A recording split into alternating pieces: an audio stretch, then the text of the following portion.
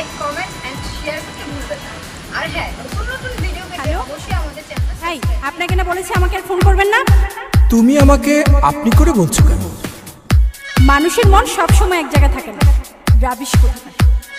মাইয়া মানুষের মন আজকাল শেয়ার বাজারের মতো উঠানামা করে। হ্যাঁ, হ্যালো ডার্লিং, কেমন আছো তুমি? ভালো, কিন্তু অনেকক্ষণ ধরে তোমার নাম্বারটা বিজি পাচ্ছি।